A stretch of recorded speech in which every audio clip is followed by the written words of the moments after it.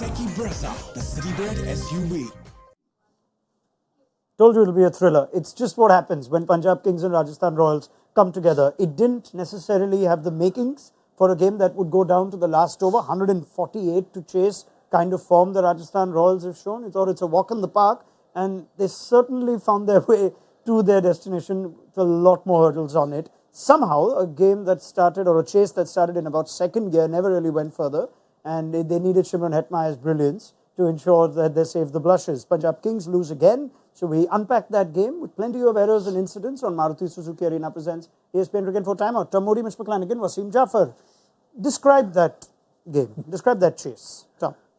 That's the hardest question I've had this week. So they tried to lose, didn't they? Yeah. Oh, look, it was a game of a lot of errors and a lot of puzzling decisions, both from a team perspective, tactically, and also from an individual perspective. It was a poor quality game that gave us an exciting finish, but 90% of the game was a struggle to watch because it just didn't flow. It didn't sort of have any sort of compass to it. But then suddenly we got to this back end situation, which should never have happened. That was just through some quite unusual decisions from Rajasthan with their batting order and how they approached their chase of 148 to win. It made it an exciting contest at the end.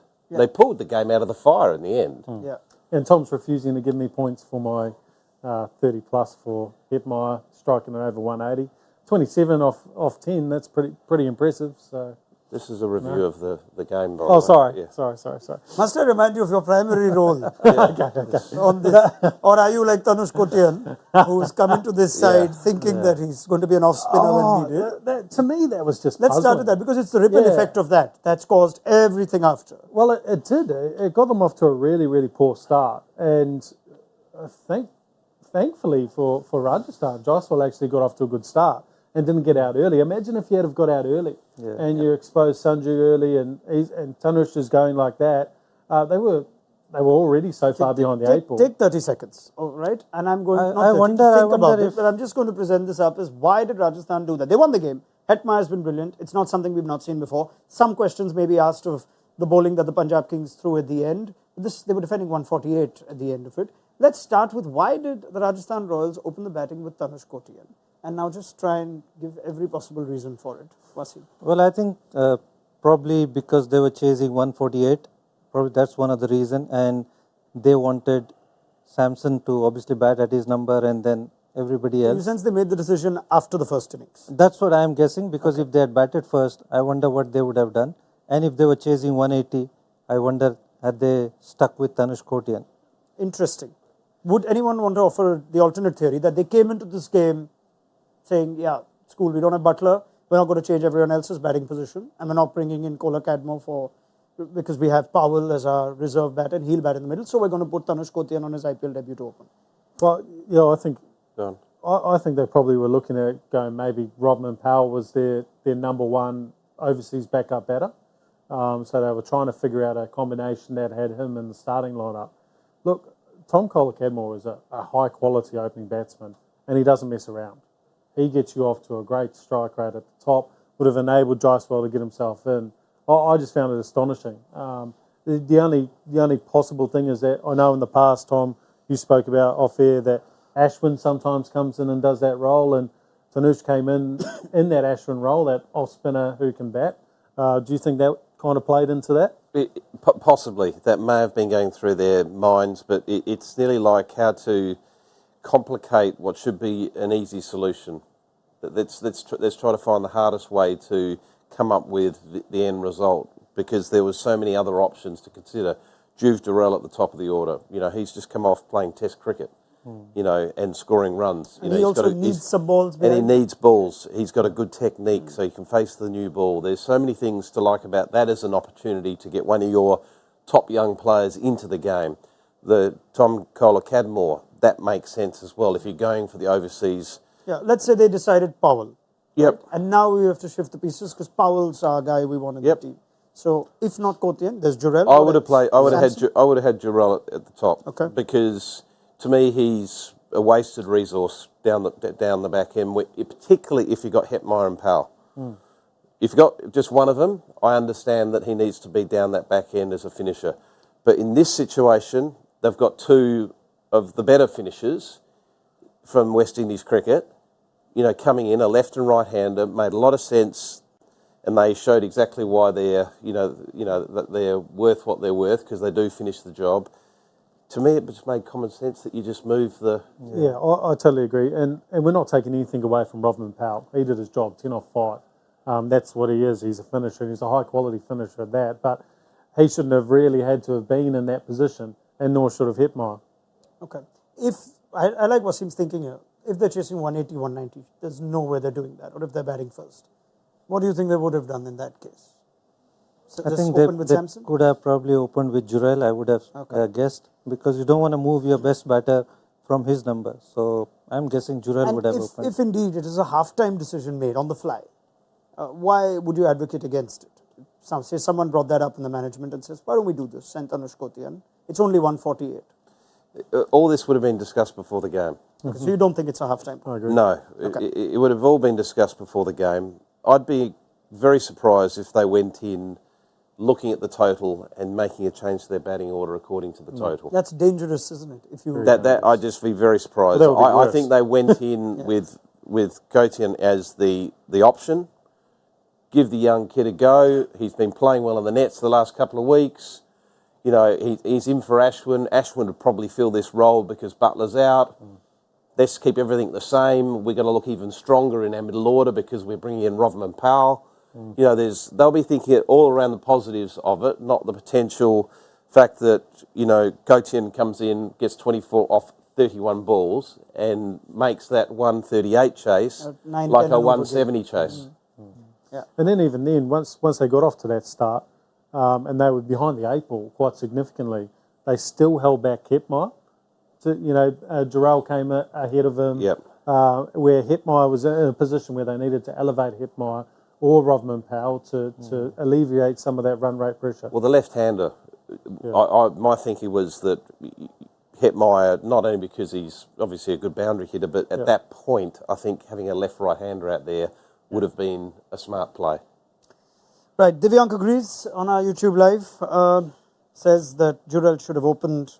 He's not even had much time in the middle. They've won, but it's a tactical blunder because Kotian used a quarter of the overs and scored only 24 runs. And I think there are some of you who go with, but they're winning anyway without them. I believe there's a section of our viewership that feels we don't give the Rajasthan Royals much credit.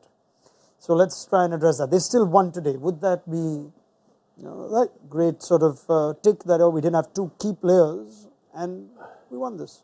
They escaped to a win, actually. So they almost got out of jail? That kind of feeling? I mean, had Punjab bowled a little bit better in the last 2 or 3 overs, they could have easily lost this game. There was a couple of small moments, 18th over from Harshal Patel. Yeah. A couple of his deliveries for an experienced Indian death bowler was puzzling, particularly that last ball, which Hetmeyer was always going to line up and try to get a boundary off, and he bowled in the spot where Hetmeyer, if you asked him exactly where you want this ball, so I can hit you for 6. Is that just pressure and bad execution? I don't know. Look, it made you think that he hasn't even watched them bat before. That's how puzzling it was. The only ball to be bowled at the end of that over was a wide Yorker, or potentially wide full and slow to Hetmeyer. He's a prolific leg side striker, and like Tom says, that's the only place that he would want the ball. So you either tried to bowl a wide full slow ball and got it that wrong, which I don't think could have happened, or you're not doing your scouting, or you're not clear at the top of your mark. So you need to tell the captain that, hey, I need some assistance here. I need someone to be able to tell me what I need to bowl. And that was effectively the winning and losing of the game, those couple of balls. And then as well, just slight field for Rodman Powell, very strong through extra cover. I could see what Sam Curran was trying to do, bowl wide Yorkers. He just had the fielders in the wrong place. So again, it was just a slight tactical error, which lends itself towards the Rajasthan Royals getting out of jail even more so than what we were just talking about. Yeah, as I recall, I think it was the Sunrisers game, the last one they played at Mullanpur. They narrowly lost, where they changed tactics, didn't they? They finished off Harshal Patel a lot earlier, not entrusting him with responsibility at the death, and that's because of what we saw in the early parts. Sam Curran, different captain today, but how would you rate how he went about things? He still didn't give him the last 2 overs. I thought he did a good job. I thought he, executed his bowlers really well. Bowled Liam Livingston when he needed to bowl. He was one bowler short. And I thought he did a good job. He made a game of it. Almost pulled it off, I would say. Well, a good example of his captaincy was what we've been quite critical at times over the last few weeks is key bowlers. And the person I'm referring to is Rabada. Yeah. We've got to keep 1 or 2 overs for the end. Yeah. He bowled him out. He got 2 for 18 Yeah. and gave him a chance to win the game. Yeah. If he held him back, like a lot of captains have done, game's gone. You know, he influenced the middle of that game and gave them a chance to win, but the errors at the back end changed the course of where that win went. And Sam bowled beautifully as well. Yeah, 2 for 25. 2 for 25. Yeah. Bowled the right variations on the surface. Yeah, look, I reckon it's a massive tick for Punjab Kings. I think Sam led exceptionally well. Do they, therefore, perhaps from a Rajasthan Royals point of view, do they have their bowlers to thank today for getting the job done in the first innings, so that even this kind of strange decision didn't eventually come to bite them? They were only chasing 148. Yeah, look, again, to your point around being overcritical of Rajasthan, end of the day, they've walked away with the points. That's what they've gone up north to do, is to take the points from Punjab Kings. They've done that. Do you tend to revisit that, though, at 147 and say, yeah, but we should be able to blaze this target down and get that net run rate up? Or Absolutely. So you wouldn't make a song and dance around some of the obvious errors, but you would quietly, in the background, just make points around certain issues or certain areas that you feel that we could do better.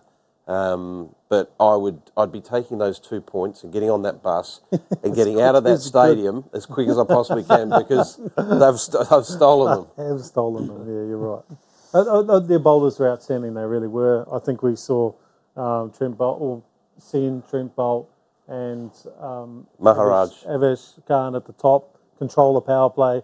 Maharaj come in after the power play with Chahal and really tighten the screws. And I thought their death bowling was good. It was good to see Trent Bolt bowl the 20th over and go for 6. So that was positive signs for Rajasthan Royals. Taking some questions that are coming through on our YouTube Live. Piyush Pai says, well, it really wasn't a big deal for Sanju to open. He's been in the power play all games this year except today, where he came outside the power play. Well done, Piyush. The question from, I saw one earlier on, as the tournament goes deeper. Where's that one?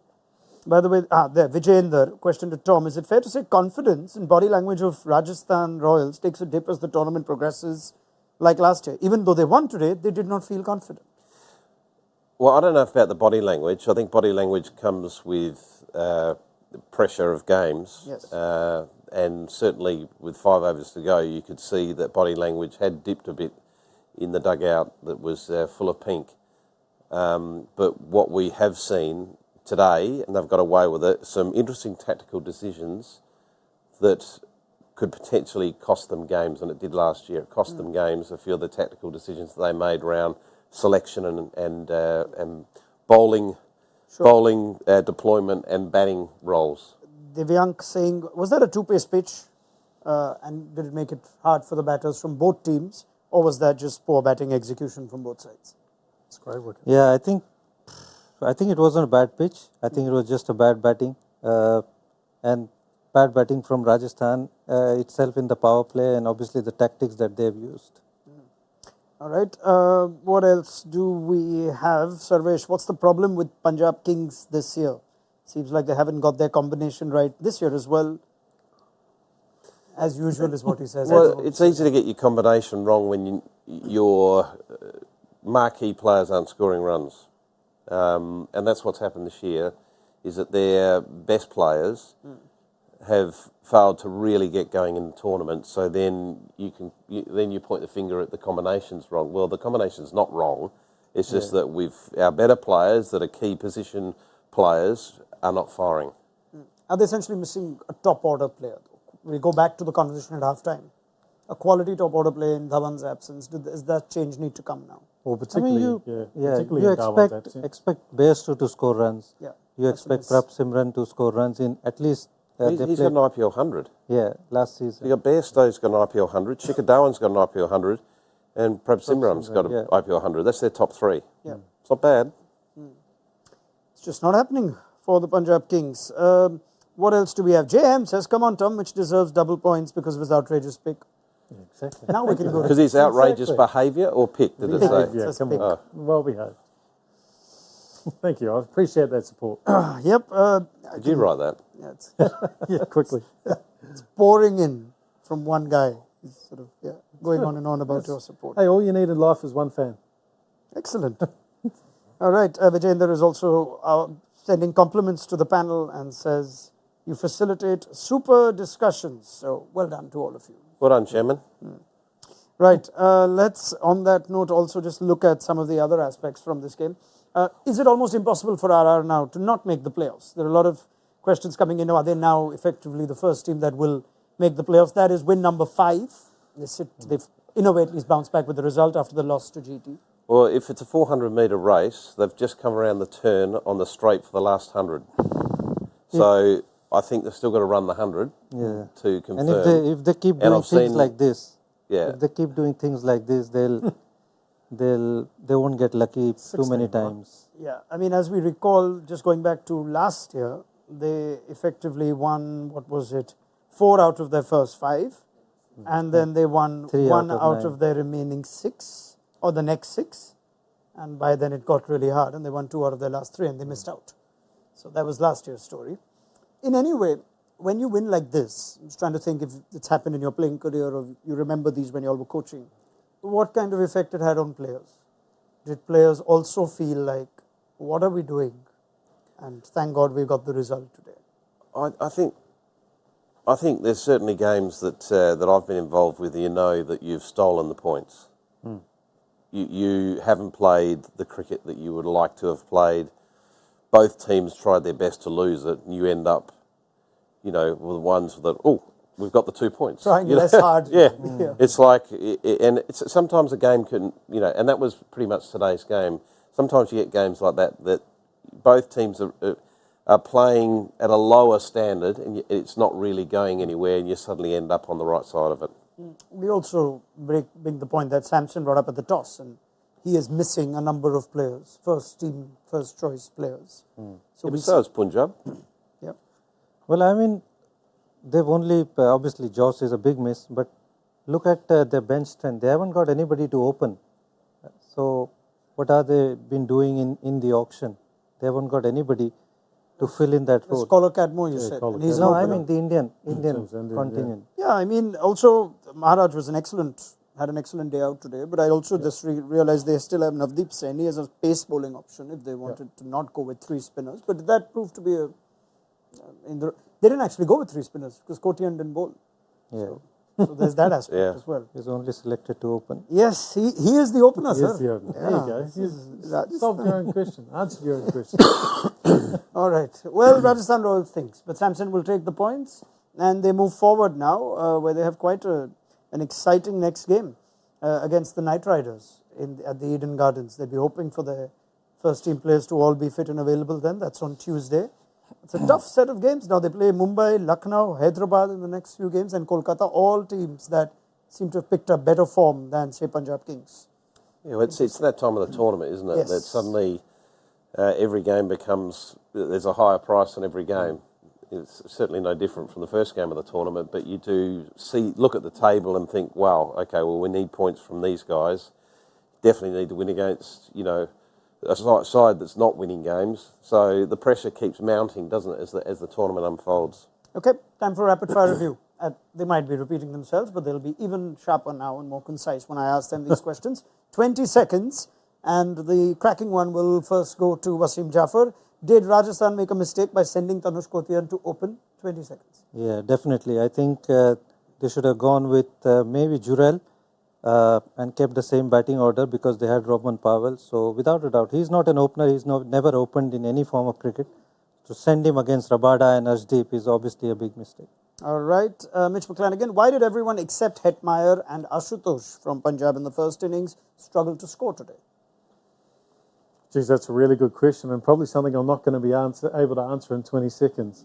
I just think that they're probably guys who know their game at that back end, and it becomes a little bit more predictable where bowlers bowl at the back end, and they're both very good strikers of the ball.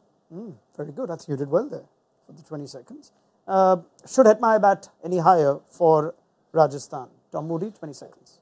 No, I don't think he needs to bat any higher. I think what's in front of him in their batting order is certainly works. There was a case that he could have come out a spot earlier in front of Jarrell today, purely on the basis of the game situation, getting a left-hander out there. All right. Mitch, more up your alley. But talk us through the errors that the Punjab Kings made towards the death to Shimron Hetmeyer that may have cost them the game. Yeah, what it looked like was just a lack of knowledge of the player that you're bowling to, what their strengths are, and then obviously what their weaknesses are. At the death, you're trying to make sure you get out of the over with the correct ball and pass the bat into the next bloke. And in that situation, it was a wide Yorker or a wide full and slow. All right. Wasim, is it time for Ashutosh to feature higher up the order for Punjab, or what can they do to fix their batting woes? 20 seconds. Well, I think he needs to start in the 11, but I think the damage is probably where the top three doesn't score runs, and then obviously Jitesh is not scoring runs, but you win most games when your top three score runs, so the problem lies at the top. Right. And Tom, rate both captains for today. 20 seconds. Okay. I thought Sam Curran did a very good job, suddenly being thrown the captaincy, and did a good job to make the right moves in the field. It didn't affect his own performance. And on the other side, I thought Sanju Samson had an average day with a couple of the decisions that were made around their batting order. Okay. I believe Sanju Samson has actually addressed this in his post-match chat. So while I just catch up on that, why don't we head into the impact zone?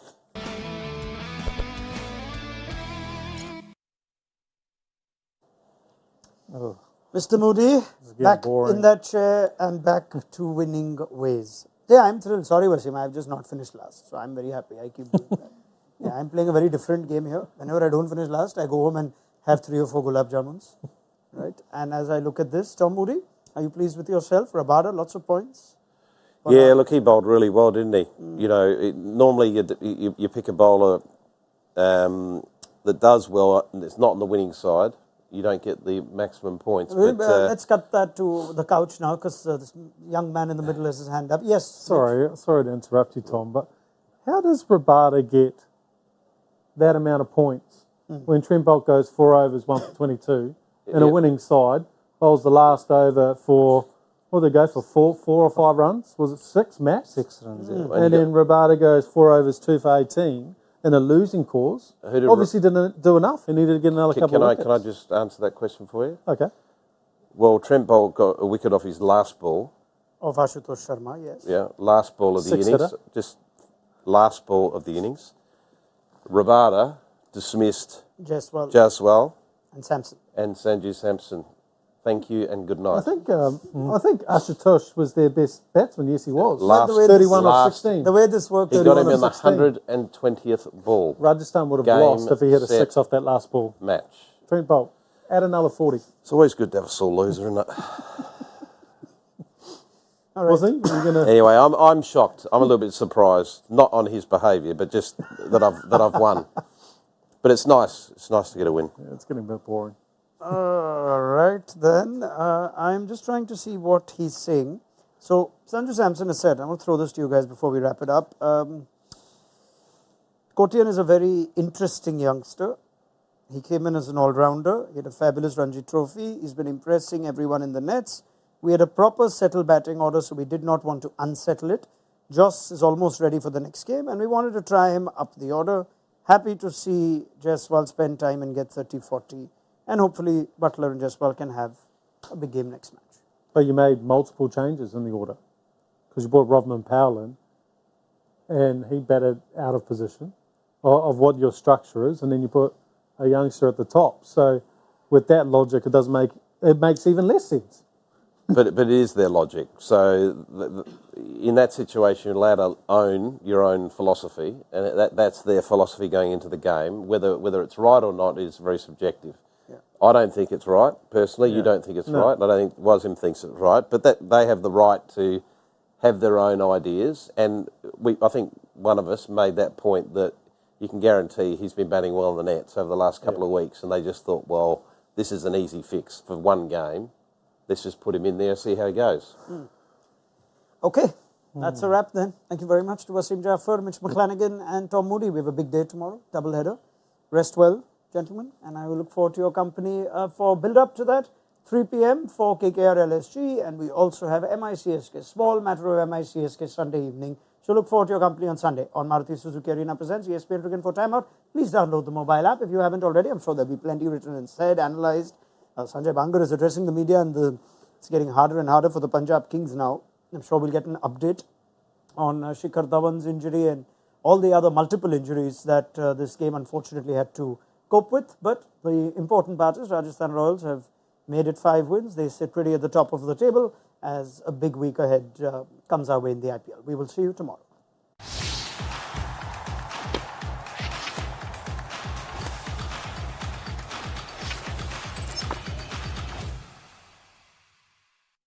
All new hot and techy Brezza, the Citybird SUV.